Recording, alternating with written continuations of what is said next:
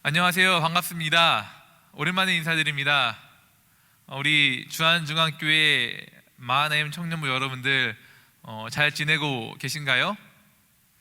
코로나19 바이러스 사태로 인해서 우리가 함께 예배를 드리지 못하게 됨을 참으로 아쉽게 생각을 합니다. 제가 달력을 봤더니요, 우리 청년부가 2월 16일에 함께 예배를 드렸고, 그 이후로는 3번, 2월 23일 그리고 3월 1일, 3월 8일 이렇게 3번은 우리 청년부 예배를 못 드렸더라고요. 오늘이 3월 15일이니까 한 달 만에 우리가 비록 온라인 예배이기는 하지만 한 달 만에 함께 예배를 드리게 되었습니다. 청년부 예배에 대한 교회 방침은 여러분들 잘 아실 것이라 생각을 해요. 장년부 예배를 어른들과 함께 드리는 것이죠. 장년부 예배가 뭐냐면 우리가 흔히 말하는 주일 대예배, 오전 예배죠. 8시 반 그리고 오전 11시에 있는 예배를 말합니다. 이 예배를 어른들과 함께 드리는 것이 교회의 방침이 되겠습니다. 그런데 한 2주 정도 전에 몇몇 청년들이 이런 건의를 냈습니다. 목사님, 우리 청년부도 유튜브 채널이 있으니 온라인으로라도 예배를 드리고 싶은데 가능하겠습니까? 라고 이렇게 건의를 했습니다. 그래서 교역자들과 우리 국장님 이하 교육위원회 그리고 청년 임원들이 함께 의견을 교환했고요. 그 제안이 좋다라고 생각을 해서 우리 청년부도 유튜브로 예배를 드리기로 결정을 했습니다. 그래서 예배에 대해서 간단히 제가 설명을 좀 드리면, 우선은 예배 시간은 동일하게 12시 40분에 드립니다. 우리 드리는 평소 시간과 같으니까 여러분 그 시간에 유튜브로 접속을 하셔서 함께 예배에 참여하시면 되겠습니다. 예배 한 5분 전, 10분 전 정도부터 먼저 접속해서 기다리시면 참 좋겠죠. 예배 순서는 이렇습니다. 우리 청년부 평소 예배 순서가 이래요. 보이시죠? 사도신경을 한 후에 찬양팀과 같이 찬양을 하고, 그 다음에 통성기도, 성경몽독, 설교, 찬양과 기도, 헌금, 축도, 광고, 이렇게 예배가 진행이 됩니다. 그런데 이 유튜브로 예배 드리는 이 기간에는 우리가 한 가지 순서를 빼고 순서를 진행할까 해요. 다 똑같은데 한 가지만 빠집니다. 뭐냐 하면 찬양이에요. 찬양.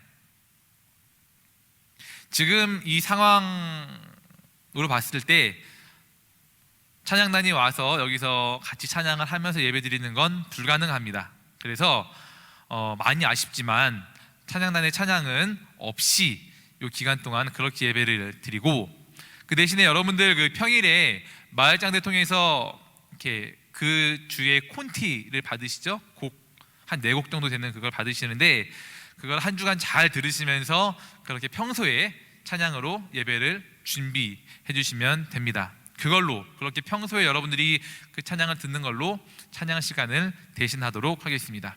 그러니까 온라인 예배를 드리는 이 기간에는 찬양이 없는 겁니다. 예배를 위해서 우리 전체가 각자 있는 그 자리에서 1분 혹은 2분 정도 함께 기도함으로 예배를 시작합니다.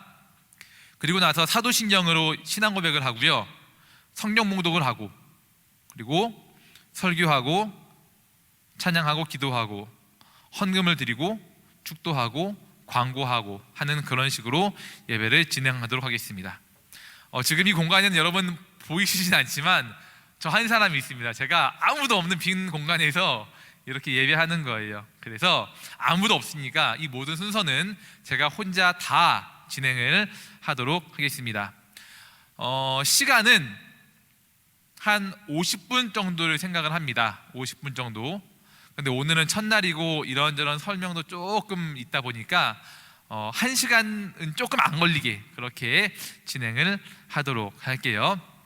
자, 그럼 이제 우리가 예배를 시작할 텐데, 먼저 우리가 함께 통성으로 기도하면 좋겠습니다. 여러분들 각자 계신 그 자리에서 저와 함께 제가 기도 제목을 이렇게 보여드릴 거예요. 보여드리면 이 4가지 위에서 먼저 우리 예배를 위해서 함께 기도합니다. 그리고 우리 당회장 목사님의 영육의 강건함과 그 사역을 위해서 기도해 주시고, 코로나19 바이러스 사태가 하루속히 종식되기를 위해서, 그리고 마지막으로 4.15 총선을 위해서 우리 다 함께 기도함으로 예배를 시작하도록 하겠습니다. 하나님 아버지, 감사합니다. 우리가 이 시간 청년들 상황이 여의치 않아서 처음으로 이렇게 유튜브 예배를 드립니다. 하나님, 우리 예배를 기뻐 받아 주옵소서. 어디서 예배를 하건 어떻게 예배를 하건 하나님 기뻐하시는 그런 예배를 드리도록 도와주시고, 이 예배를 통하여서 아버지 영광 받아 주옵소서. 그리고 우리에게는 한없는 은혜를 내려주시옵소서. 하나님, 우리 모든 청년들 이 자리를 사모하며 아버지께 나와 예배하는 것을 기뻐하는 그런 청년 되도록 함께 해주시기를 원하옵나이다. 하나님, 이 예배가 아버지께 영광되어서 이 예배를 통하여 우리가 은혜 받고 힘을 얻어서 세상에서 빛과 소금 역할을 넉넉히 감당하며 승리하는 우리 모두가 되도록 함께 해주옵소서. 세우신 당회장 박웅순 목사님을 기억하여 주옵소서. 영과 육의 강건함으로 함께 해주시고, 영력과 지력과 체력을 더하여 주시고, 사역에 필요한 모든 좋은 것들, 영적인 은사를 주시고, 돕는 사람, 물질을 베풀어 주셔서 하나님, 이 주한중앙교회를 잘 이끌어갈 수 있도록 함께 해 주옵소서. 하나님, 또한 코로나19 바이러스 사태로 인해서 온 세상이 하나님 아주 큰 고초 가운데 있습니다. 아버지께서 은혜를 베풀어 주셔서 이 바이러스 사태가 하루속히 잠잠해지도록, 해결되도록 인도해 주시옵소서. 특별히 바이러스 감염으로 인해서 고통하는 사람들, 또한 그리고 이것으로 인해 파생된 경제적 여파로 인해서 또 힘들어하는 모든 사람들, 하나님 그 모든 사람들의 마음을 헤아려 주시고 위로해 주시고, 이 일이 하루속히 잘 마무리가 되도록 함께 해 주옵소서. 하나님, 또한 우리 4.15 총선이 이제 한 달 앞으로 다가왔는데, 이 총선을 위해 우리가 기도하며 준비하기 원합니다. 아버지께서 원하시는 사람이 어떤 사람인지 우리가 알게 도와주시고, 또한 하나님을 두려워하고 하나님을 기뻐하고 하나님을 사랑하는 그런 사람이 나라의 일꾼으로 선출되는 그런 은혜가 있도록 아버지 성령께서 함께하여 주시옵소서. 인도하실 것을 믿으며 우리 주 예수님의 이름으로 기도합니다. 아멘. 사도신경으로 우리의 신앙을 고백하도록 하겠습니다. 나는 전능하신 아버지 하나님, 천지의 창조주를 믿습니다. 나는 그의 유일하신 아들 우리 주 예수 그리스도를 믿습니다. 그는 성령으로 잉태되어 동정녀 마리아에게서 나시고 본디오 빌라도에게 고난을 받아 십자가에 못 박혀 죽으시고 장사된 지 사흘 만에 죽은 자 가운데서 다시 살아나셨으며 하늘에 오르시어 전능하신 아버지 하나님 우편에 앉아 계시다가 거기로부터 살아있는 자와 죽은 자를 심판하러 오십니다. 나는 성령을 믿으며 거룩한 공교회와 성도의 교제와 죄를 용서받는 것과 몸의 부활과 영생을 믿습니다. 아멘. 자, 이제 함께 우리가 성경 봉독하도록 하겠습니다. 오늘 우리가 함께 봉독할 하나님 말씀은 디모데후서 3장 14절부터 17절까지의 말씀입니다. 신약성경 디모데후서 3장 14절부터 17절. 성경책을 옆에 두시고 찾으면서 예배 드리시면 참 좋겠습니다. 디모데후서 3장 14절부터 17절. 우리 얼마 되지 않으니까요, 한 목소리로 함께 합독하도록 하겠습니다. 시작. 그러나 너는 배우고 확신한 일에 거하라. 너는 내가 누구에게서 배운 것을 알며 또 어려서부터 성경을 알았나니 성경은 능히 너로 하여금 그리스도 예수 안에 있는 믿음으로 말미암아 구원에 이르는 지혜가 있게 하느니라. 모든 성경은 하나님의 감동으로 된 것으로 교훈과 책망과 바르게 함과 의로 교육하기에 유익하니 이는 하나님의 사람으로 온전하게 하며 모든 선한 일을 행할 능력을 갖추게 하려 함이라. 아멘. 네, 오늘 여러분들과 함께 영상 예배를 처음으로 드리면서 어떤 주제로 말씀을 나눌까 하는 여기에 대해서 굉장히 많이 고민을 했습니다. 그리고 고민 끝에 코로나19 바이러스와 관련된, 특별히 코로나 바이러스로 인해 생긴 논쟁들에 대해서 좀 설교를 해보려고 합니다. 많은 논쟁들이 있겠지만 그 중에서 교회와 관련된 논쟁을 다루는 것이 좋겠다는 생각을 했고요. 그래서 주제를 이렇게 한번 정리해 보았습니다. 이렇게입니다. 자, 시국이 이러하니 회중 예배, 즉 모여서 드리는 예배를 중단하고 각자 예배를 해야 하는가, 아니면 그럼에도 불구하고 예배당에 모여서 함께 예배를 드리는 것이 맞는가? 요즘 굉장히 이것 때문에 핫하지요. 그래서 이러한 내용들에 대해서 함께 말씀을 나눠보기 위해 준비를 했습니다. 여러분들도 한 번쯤 두 번쯤 고민을 해보셨을 것이라 생각을 하는데, 여러분들 생각은 어떠십니까? 여러분들은 이 둘 중에 어떤 것이 맞다고 생각을 하십니까? 1번이 맞다고 생각하는 분도 있으시겠고, 반대로 아니다, 2번이 맞다라고 그렇게 생각하는 분도 계실 거예요. 자, 이 둘 중에 무엇이 맞는가 하는 이것을 얘기하는 게 중요한데, 그런데 이걸 얘기하기에 앞서서 그보다 먼저 한 가지 짚고 넘어가고 싶은 게 있습니다. 무엇인가 하면 바로 이겁니다.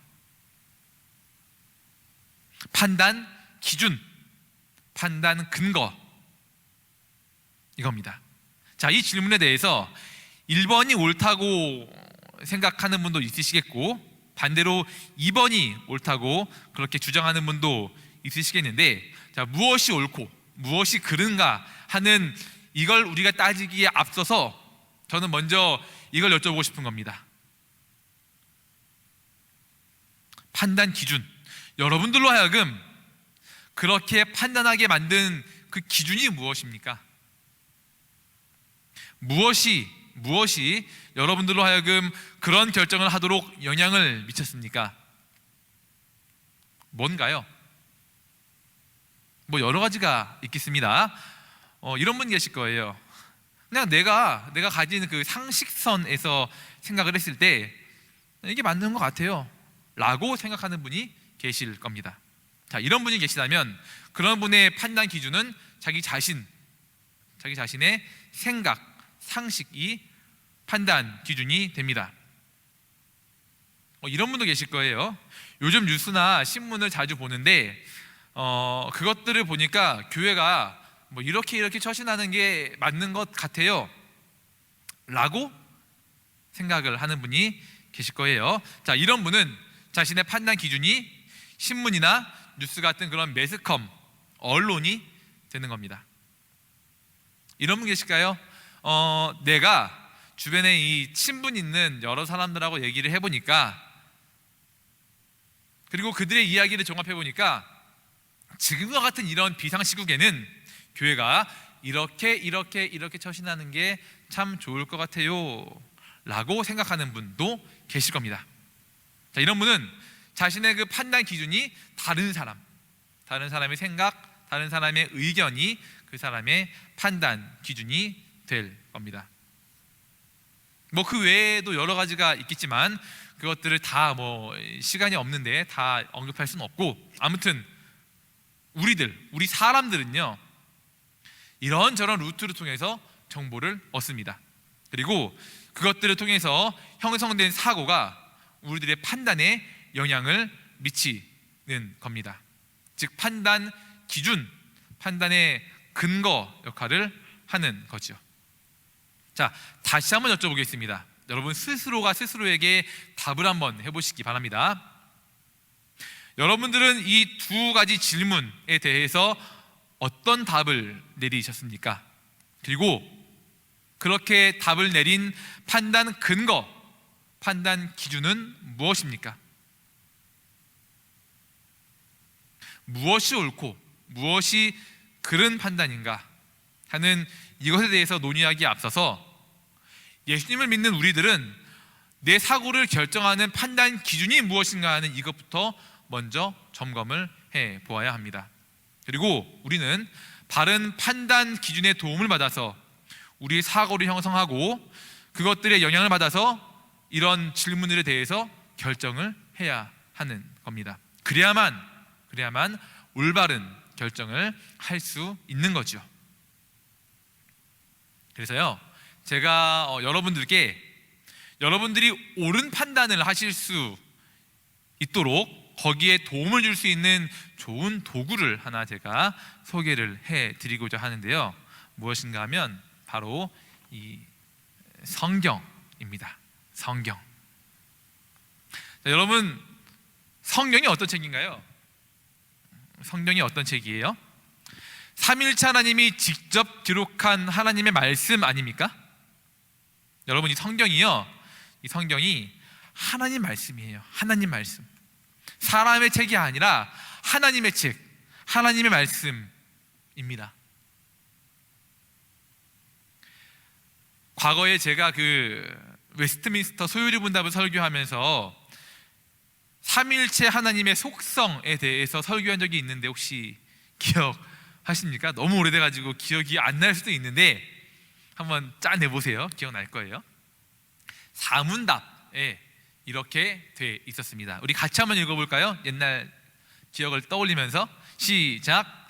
하나님은 어떤 분이신가요? 하나님은 영이신데 존재와 지혜와 권능과 거룩과 공의와 선함과 진실에 있어 무한하시며 영원하시며 불변하시는 영이십니다. 이렇게 기록되어 있습니다. 자, 하나님은 이런 분이십니다. 달랑 요 두 줄로 하나님을 표현하는 건 당연히 말도 안 되는 거지만 아무튼 간략하게 요약을 이렇게 할 수 있다고 봐요.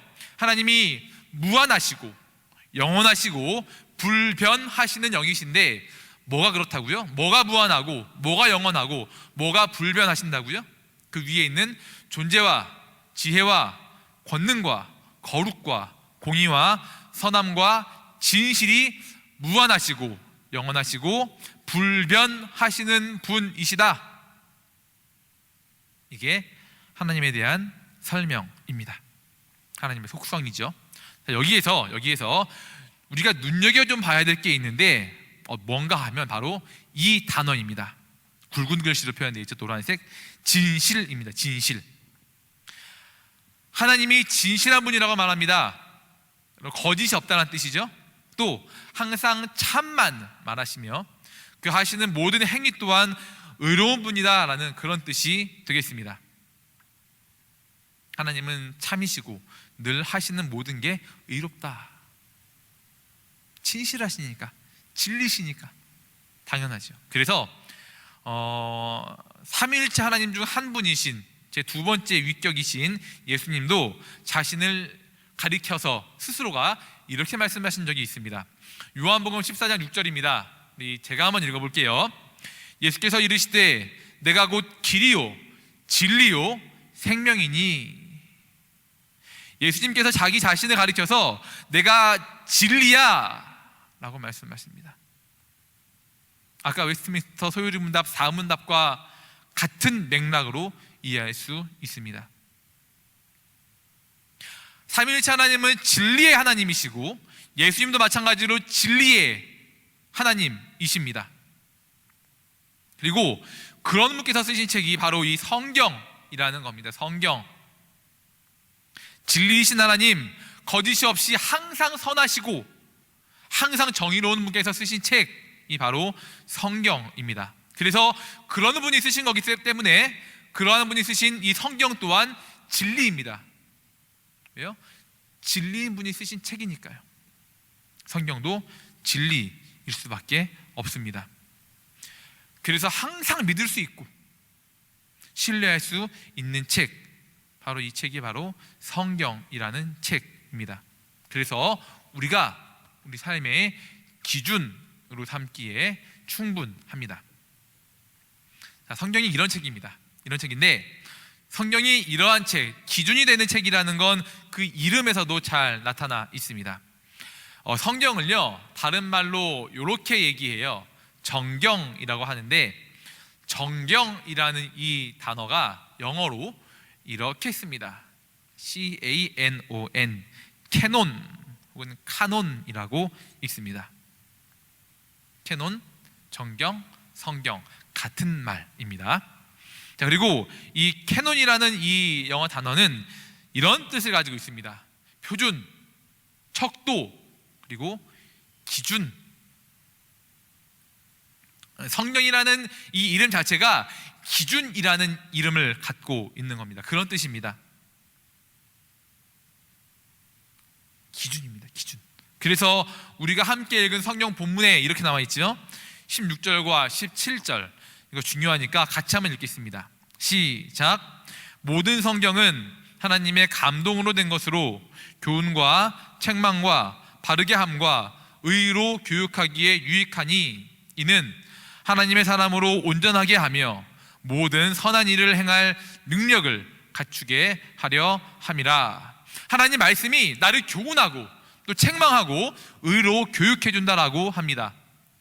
그래서 결국 내가 하나님의 사람으로 온전하게 되고 모든 선한 일을 할 수 있는 능력 그리고 판단력을 갖추게 해 준다는 그런 말씀입니다. 성경이 그런 힘이 있대요. 어떻게 가능하죠? 당연히 가능하죠.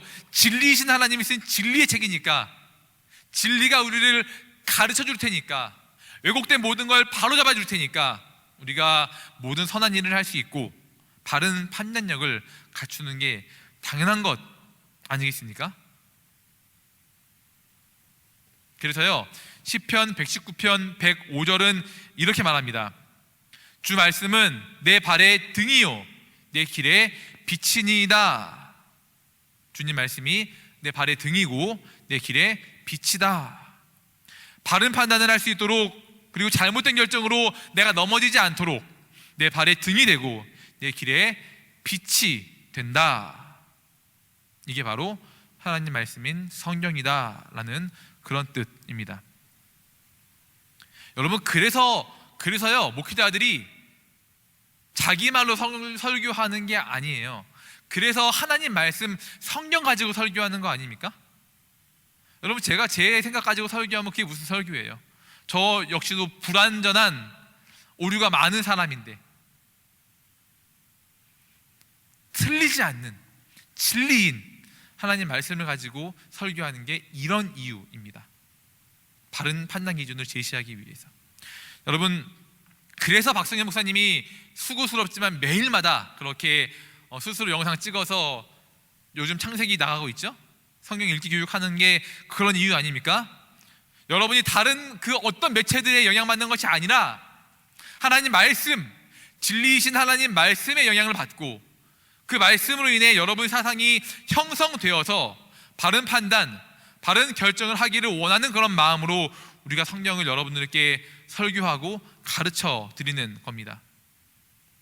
여러분, 그래서요, 여러분께 부탁을 드려요. 여러분, 성경을요 가까이 하시기를 부탁드립니다. 늘 성경을 읽으시기를 부탁드립니다. 그 말씀이 여러분들을 보호해 줄 겁니다. 그 길을 밝혀주어서 돌뿌리에 걸려 넘어지지 않도록 인도해 줄 겁니다. 바른 판단력을 주어서 여러분들이 헷갈리지 않도록, 잘못된 판단하지 않도록 늘 함께 할 겁니다. 그래서 여러분들이 하나님의 사람으로 온전하게 되고 모든 선한 일을 할 수 있는 그런 능력을 갖춘 사람이 되도록 인도해 줄 겁니다. 여러분, 항상 성경을 가까이 하시고 성경 읽기를 기뻐하시는 여러분 되시기를 주 예수님의 이름으로 축복합니다. 자, 지금까지 이렇게 해서 우리가 우리의 판단 기준에 대해서 알아봤습니다. 판단 기준은 성경이다라는 걸 알았지요. 이제 이걸 알았으면 아까 얘기했던 그 질문에 대해서 한번 이야기를 나눠보도록 하겠습니다. 자, 둘 중에 무엇이 맞나요? 1번이 맞나요? 2번이 맞나요? 교회는 이 둘 중에 어떤 걸 선택해서 어떻게 처신을 해야 하겠습니까? 모르겠지요? 어렵습니다. 그래서 우리에게 판단 기준이 그래서 필요한 겁니다. 내 상식이 아닌, 그리고 주변 사람들의 생각도 아닌, 신문이나 뉴스 같은 그런 언론도 아닌, 항상 옳고 항상 선하고 항상 진리만을 말하는 절대 불변의 판단 기준이 그래서 필요한 겁니다. 그것만이 우리들로 하여금 바른 판단을 할 수 있도록 도와줄 테니까요. 자, 그 판단 기준이 뭐라고요? 아까 보여드린 이 성경, 하나님 말씀인 성경입니다. 이게 유일한 판단 기준입니다. 그래서 우리는 이 성경을 통해서 문제를 해석하고 답을 찾아야 합니다. 하나씩 한번 제가 설명을 드리겠습니다. 자, 우선 1번 먼저 볼게요.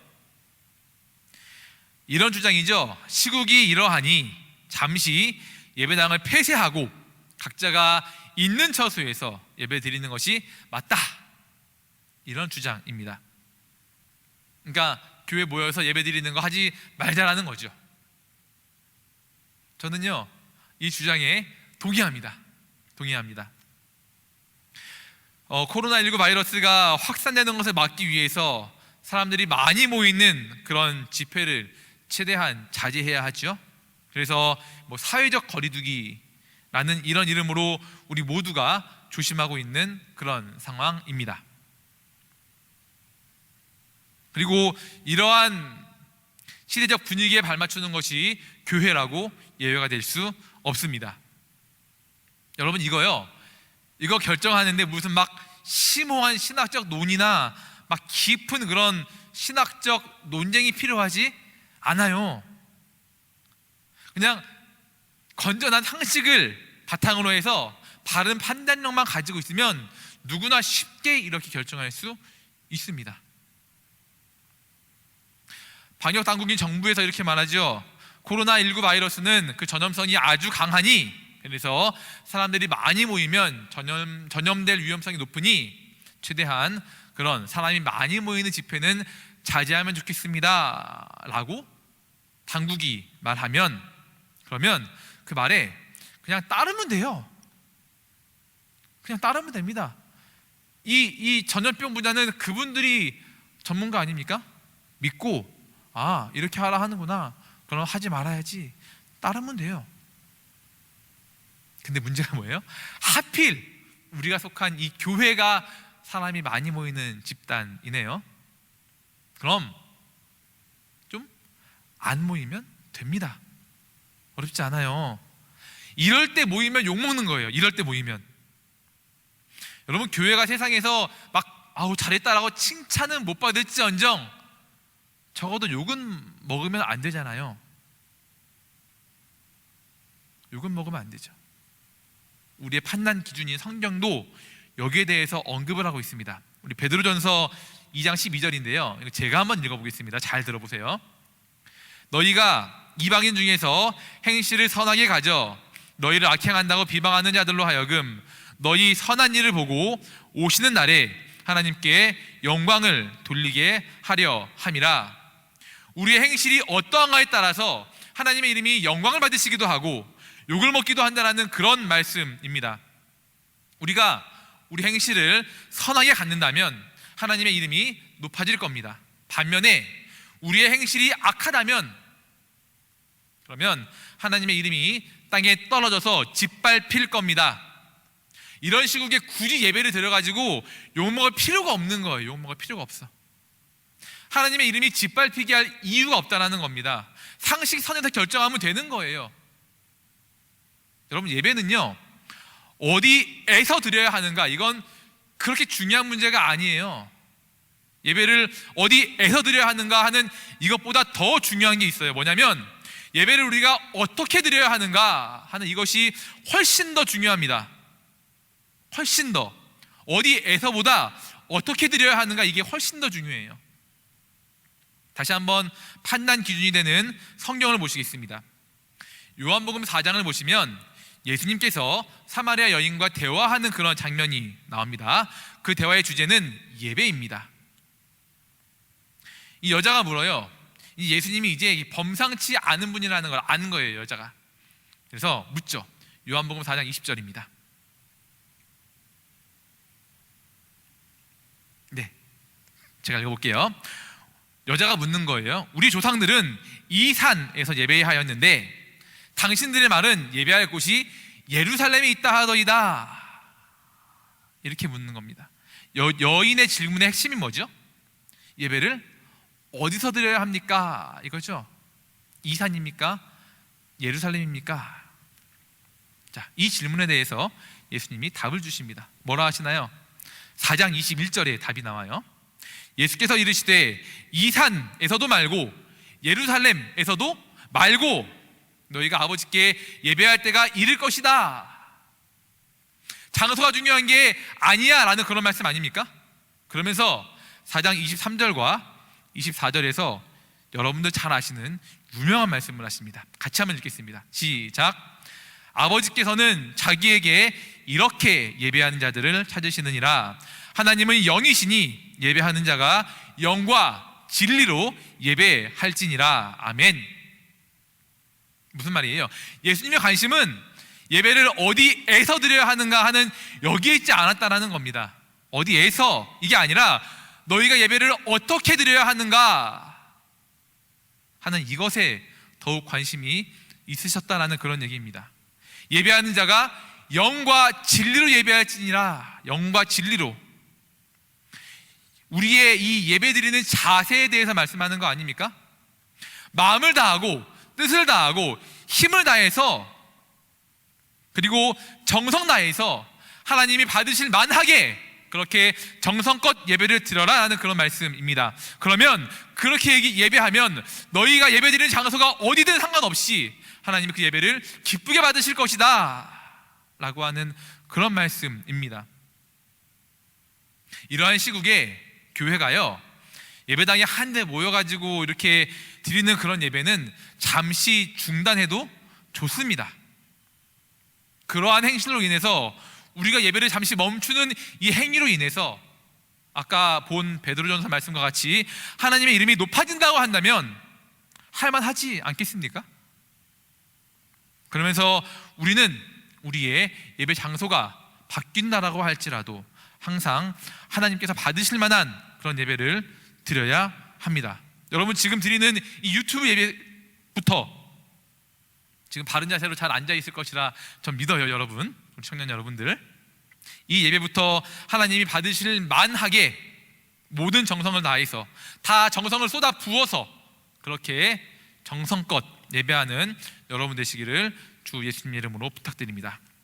자, 그럼 이제 두 번째 2번 봅시다. 2번. 시국이 이러하다 할지라도 아니다, 예배당 모여서 예배드리는 이것을 우리가 멈출 수 없다라고 하는 그런 의견입니다. 자, 이 의견은 어떤가요?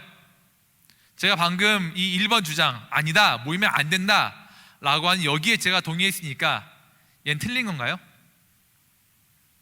아닙니다. 저는 이게 틀리다고 말하지 않겠습니다. 얘도 맞습니다.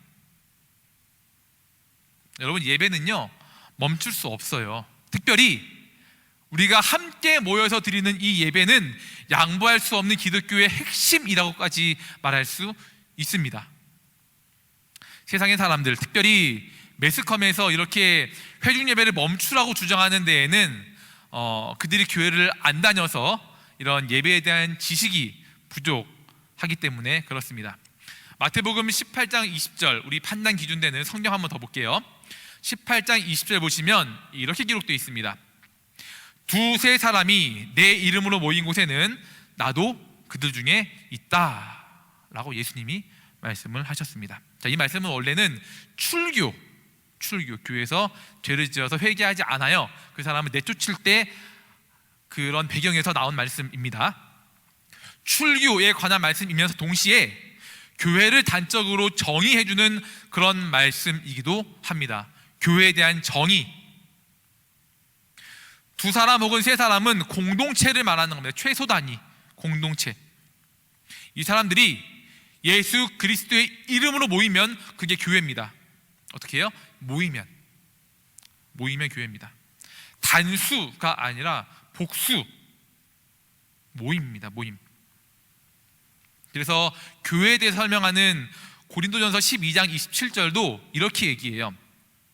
너희는 그리스도의 몸이요 지체의 각 부분이라. 너희는 그리스도의 몸이다. 한 사람이 아니라 너희들 전부, 너희가 지체, 손도 되고 발도 되고 머리도 되고 머리는 예수님이 머리가 아니에요. 눈도 되고 코도 되고 너희가 각 지체가 되어서 예수님의 몸을 완성하라는 그런 말씀입니다. 온전한 한 사람을 이루는 것, 이것이 교회라는 그런 말씀입니다. 너희라고 해요. 너희. 이게 교회입니다. 그래서 신학에서요, 교회를 정의할 때 이렇게 정의하는 거 아닙니까? 예수님을 믿는 사람들의 모임. 교회는 예수 믿는 사람보다도 예수 믿는 사람들의 모임을 가리켜서 교회라고 합니다. 이게 신학이 말하는 교회의 정의입니다. 예수 믿는 사람들의 모임. 그래서요, 교회는 초대교회 시절부터 이러한 모임을 아주 중요한 가치로 여겼습니다. 모이기 위해 힘쓰고 애쓰는 그런 공동체가 바로 교회였습니다. 사도행전 2장 46절에 보시면 이런 말씀이 있어요. 같이 한번 읽겠습니다. 시작. 날마다 마음을 같이하여 성전에 모이기를 힘쓰고 집에서 떡을 떼며 기쁨과 순전한 마음으로 음식을 먹고 뭐라 말하나요? 성전에 모이기를 힘썼다. 왜요? 교회라는 공동체는 예수님의 이름으로 모인 사람들이기 때문에 그렇습니다. 이렇게 말하는 사람이 있어요. 집에서 모였다고 하는데요. 집에서?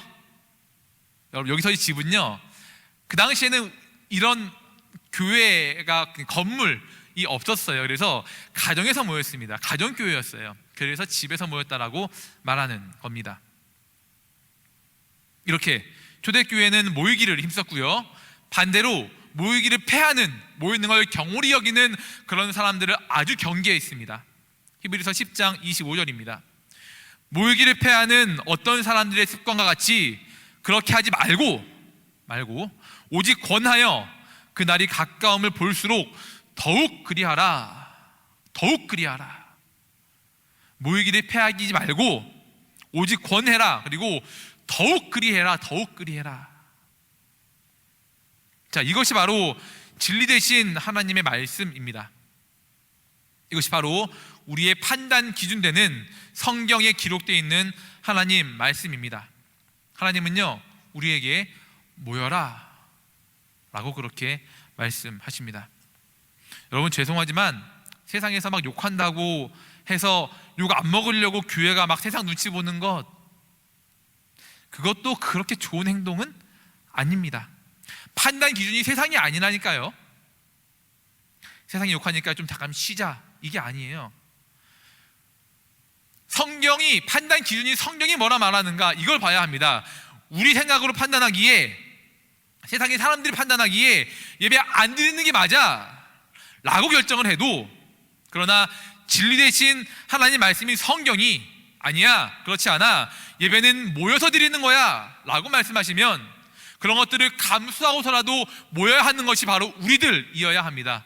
왜요? 우리는 다른 어떤 것들에 영향받는 사람이 아니라 하나님 말씀인 성경, 유일한 판단 기준인 성경에 의해 영향받는 사람이기 때문에 그렇습니다. 그리고 거기에는 비록 우리가 알지 못하지만 하나님만이 아시는 어떤 크고 비밀한 일이 숨어 있을 수 있기 때문에 그렇습니다. 그래서요, 이러한 진리를 잘 알았던 이 신학자 중에 폴 트루니에라고 하는 신학자가 이런 말을 했습니다. 사람이 혼자 할 수 없는 일이 두 가지 있다. 하나는 결혼하는 것이고 또 하나는 그리스도인이 되는 것이다. 길게 설명드릴 수가 없어요. 이거죠. 교회의 공동체성을 잘 나타내주는 그런 문장 아닙니까? 이렇게 교회는 공동체의 모임입니다. 이렇게 얘기하는 사람들이 있을 거예요. 그거 너무 이기적인 거 아닙니까? 꼭 교회만 그렇게 유독히 모임을 강행하나요? 그러니까 교회가 욕먹는 거 아닙니까? 라고 이렇게 말하시는 분이 있을 수도 있는데, 그런데 우리 한번 생각을 해보자고요. 생각을. 여러분, 교회가 정말 그렇게 이기적입니까? 교회가 정말 사회가 요구하는 그런 것들을 다 깡그리 무시한 채 우리는 예배가 중요하니 무조건 모여서 예배드려야 하니 세상이 뭐라 하든 뭐라 욕하든 뭐라 손가락질하든 우리는 그냥 모이겠소. 독고다이 해가지고 모입니까? 교회가 그럽니까? 당장 우리 교회만 봐도 여러분 답 나오지 않나요? 모여서 드리던 모든 예배들, 수요 예배, 금요 철야 예배, 새벽 기도회 다 지금 드리지 않고 모이지 않고 영상으로 대체합니다. 주일 오후 예배도 영상으로 드려요. 여러분, 예배가 없는데 행사가 있을 수 있겠습니까? 다 취소했습니다. 주일 오전 예배를 제외한 그 어떤 모임이나 그 어떤 예배는 일절하지 않습니다. 그러면서 동시에 그 어떤 단체보다 방역과 안전에 힘쓰고 있습니다. 뭐 다 아시겠지만 1월 24일 주일부터 손 소독제와 마스크를 모든 층, 모든 부서실에 다 비치해 두었습니다. 그 즈음에 화장실에도요, 변기 소독제를 다 설치했고요. 열 감지 카메라를 구입해서 발열 상태를 체크하고 있고, 마스크도 착용해서 다 모든 성도가 마스크를 착용해서 예배 드린 지도 이미 한참이 되었습니다. 교회 방역은 2월 1일 토요일부터 한 주도 빠지지 않고 매주 하고 있습니다. 그리고 이게 정말 본격화된 그때부터는 2월 23일인데요 그때부터는 주일 오전 예배만 드립니다. 그 다음 날인 2월 24일부터는 평일에 토요일까지 교회 문을 아예 잠가놓고 직원만 출입하고 있습니다. 여러분, 이 정도면 할 도리 하는 거 아닙니까? 그렇다고 교회가 이봐 성도들 주일날 교회 안 오면 다 지옥 가 교회 와 하면서 이렇게 억지로 성도들 막 모이라고 이렇게 막 합니까? 안 그러지요. 비상시국이니까 집에서 인터넷으로 유튜브로 예배 드려도 좋고 아니면 교회 오셔서 예배 드려도 됩니다 라고 이렇게 권면합니다. 이렇게 말씀드려도 여러분, 교회에 나오셔서 예배 드리는 분들 그렇게 많지 않아요. 우리 교회 이 평소에 보면 예배당에 자리가 꽉 찹니다. 이 장의자에요 한 줄에 6명씩 앉아요. 막 이렇게 막 따닥따닥 붙어가지고. 요즘에요 2명 많으면 3명 다 마스크 끼고 통성기도도 안 하고 이렇게 예배합니다. 여러분, 교회가 정말 이기적입니까? 그렇게 교회가 욕먹어야 됩니까? 아니잖아요. 그런데 세상에서는 교회가 이기적이다라고 자꾸 이야기합니다.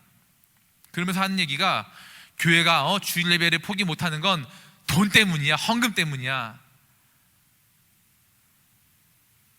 라고 그렇게 얘기합니다.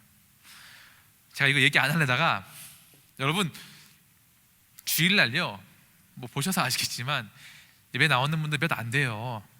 우리 교회 성도 중에 한 10분의 1 나올까? 10분의 1은 좀 그렇고 5분의 1 나올 겁니다. 아마 5분의 1.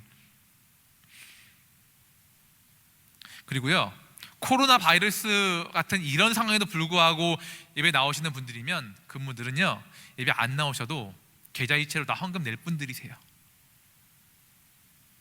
오히려 뭐 전기세, 수도세, 가스비, 뭐 냉난방 이런 거 아끼기 위해서 교회 문 닫는 게 훨씬 돈적으로는 이득이에요. 근데 무슨 헌금 때문이라뇨. 교회를 몰아세우는 거죠. 몰아세우는 거죠. 색안경을 끼고 보게 하려고. 유독 교회에 더 가혹한 기준을 제시한다고 보지 않으십니까? 사람이 많이 모이는 곳이 교회밖에 없나요? 대형 마트들은요, 직장은요. 이번에 구로 콜센터에서 집단으로 감염된 거 뉴스 보셨죠? 그렇게 많이들 모여서 일하는 그런 곳에 대해서는 이런 만구 얘기가 없으면서 교회에 대해서는 너무 가혹한 거 아닙니까? 제가 이렇게 얘기하면 또 이렇게 반론하는 사람이 있을 수 있어요. 아니, 직장이야 먹고 살아야 되니까 나가야지요. 마트도 장을 봐야 될 거 아닙니까? 먹고 사는 가장 기본적인 필요와 교회 예배를 어떻게 같은 위치에 볼 수 있습니까? 이렇게 말하는 사람이 있을 수도 있는데, 저는요 이렇게 생각하는 사람이 적어도 우리 청년부들 사이에는 없기를 좀 바랍니다. 여러분, 예배의 중요성을 어느 정도로 보십니까? 예배 그 별거 아닙니까? 그냥 드리면 드리고 아니면 말고, 한 번쯤 놀러 가면 쉬고, 한두 번씩 빠질 수 있는 겁니까? 그렇게 가볍습니까, 예배가? 돈 버는 것은 그렇게 생활하는 건 중요하고, 신앙의 핵심인 예배는 아무것도 아닙니까? 그렇게 생각하면 여러분 안 돼요. 그러면 안 되는 겁니다. 우리가 잘 쓰는 표현 중에 기도에 대해서 이런 표현을 하는 걸 들어보신 적 있을 겁니다. 기도는 영혼의 호흡이다, 이런 표현 많이 들어보셨죠? 이게 무슨 뜻입니까? 사람이 숨을 쉬지 않으면, 호흡하지 않으면 죽는 것과 같이 이 기도란 것도 호흡과 같아서, 사람이 기도하지 않으면 그 영혼이 죽는다, 하나님과 교제하지 못하고 소통하지 못해서 영혼이 죽는다라고 하는 그런 뜻 아닙니까? 기도의 중요성을 강조하는 그런 은유입니다. 자, 기도라는 이게 이 정도의 비중이 있다면, 기도와 찬양과 하나님 말씀 선포와 모든 것들이 다 어우러져서 하나님을 배워먹는 이 예배라고 하는 건 얼마나 더 중요할까요? 혹시 믿음이 없는 불신자들은 그렇게 얘기할 수 있을지언정, 우리 그리스도인들, 예수님을 믿는 우리들은 예배의 중요성을 폄하하는 그런 일 없기를 부탁드립니다. 설교를 쓰면서요 이런 생각이 들었습니다. 예배를 쉬고 있는 교회들도 참 애매하겠다. 우선은 이 회중 예배, 모여서 하는 예배를 멈추긴 멈췄는데 다시 시작하기가 어렵지 않을까요? 코로나19 바이러스 사태가 아직 잠잠해지지 않았습니다. 심지어 팬데믹, WHO에서 전 세계적 대유행이라는 그런 팬데믹이라는 선포도 했습니다. 자, 상황이 이러한데, 우리 교회는 2주 이렇게 예배 안 드린다 약속했으니까, 우리 교회는 4주 한 달 약속했으니까 이제 다 기간 됐고 우리는 예배할 거예요. 문 엽니다. 이러면 이게 되겠습니까? 아마 여론에서 또 막 융단 폭격을 가할 거예요. 저 교회도 정신 나갔다고 막. 여러분, 시간에 장사는 없습니다. 시간에 아무리 믿음 좋은 사람이라고 할지라도 한 주, 2주, 한 달, 2달 교회와 멀어지면 회복하기 결코 쉽지 않습니다. 예배를 쉬는 게 능사가 아니에요.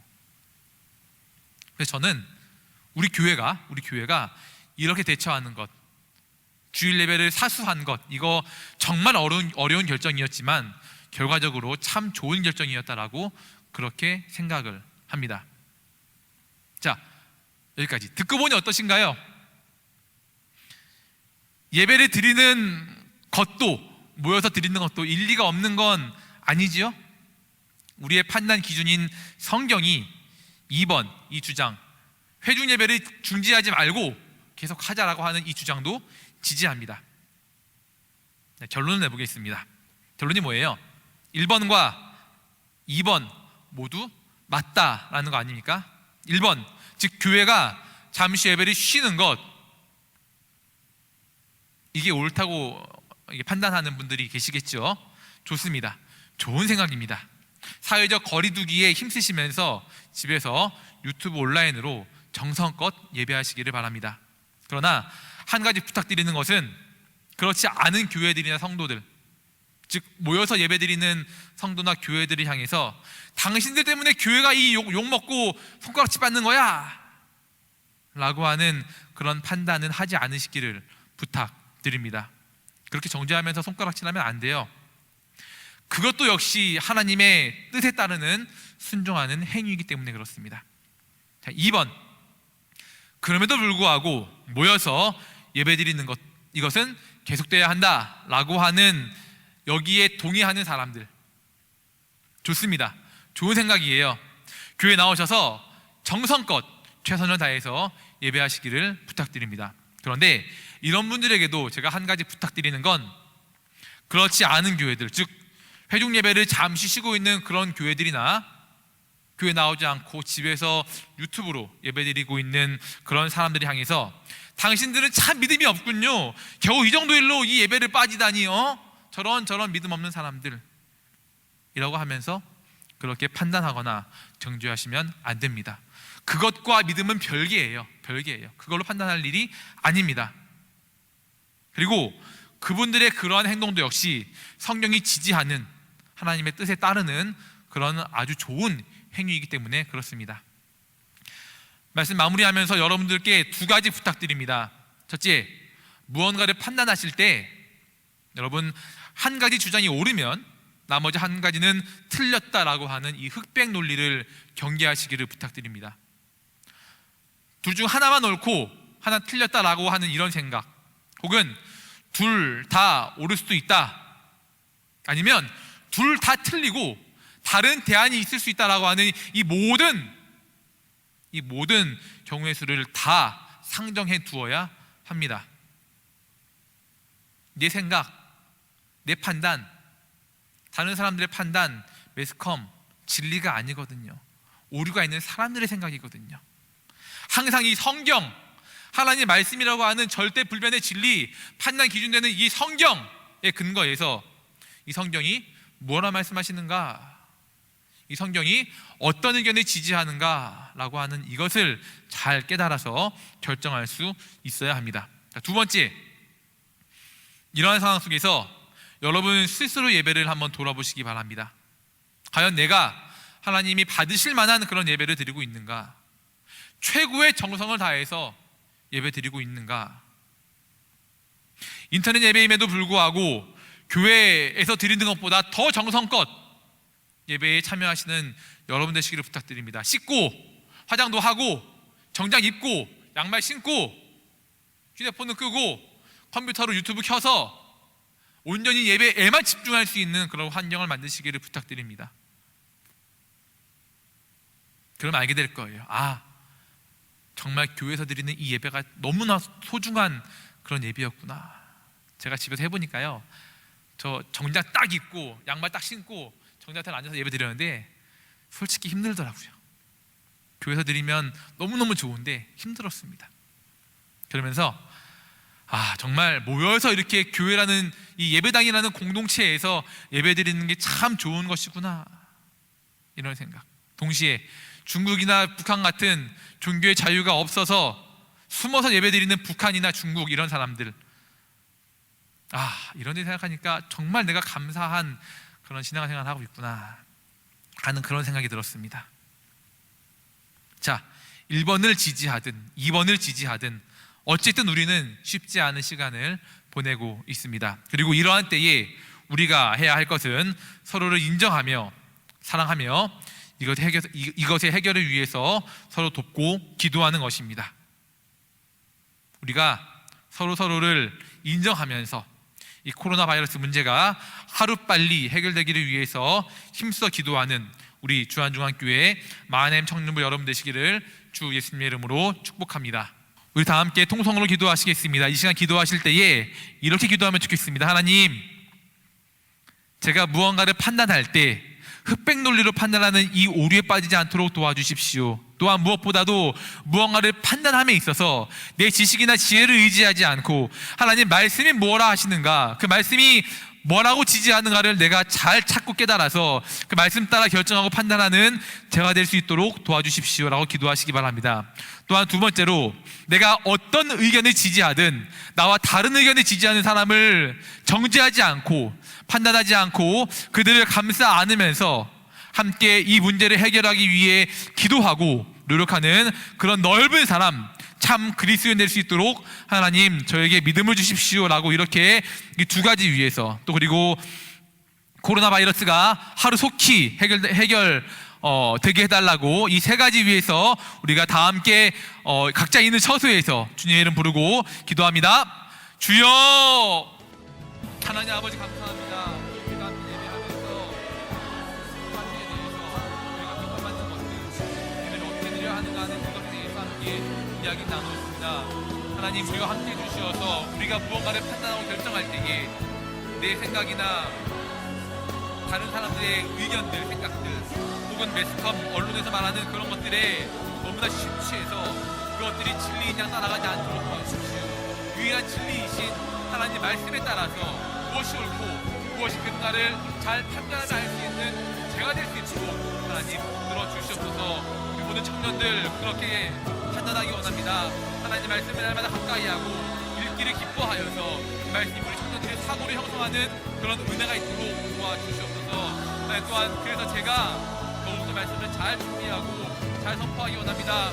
청년들에게 잘못된 말씀 가르치지 않도록 저와도 함께하여 주시옵소서. 하나님, 이 코로나 사태로 인해서 부모님 사분을 내고 있습니다. 네가 맞다 내가 맞다 라고 하면서 그렇게 분열돼가는 이때에